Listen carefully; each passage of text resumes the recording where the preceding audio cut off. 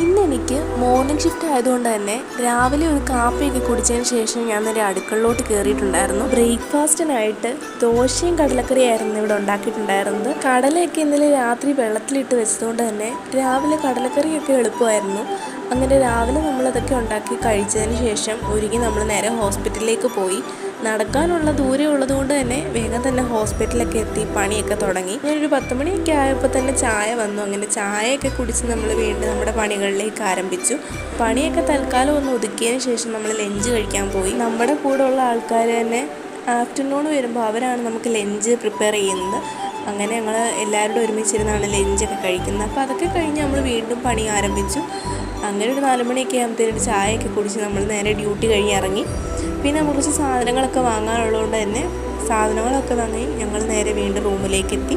അങ്ങനെ റൂമിലൊക്കെ വന്ന് കുളിച്ച് ചായയും കാര്യങ്ങളൊക്കെ ഇട്ട് കുടിച്ചതിന് ശേഷം നമ്മൾ വീണ്ടും കിടന്നു. അപ്പോൾ ഇത്രയേ ഉള്ളൂ. Bye guys.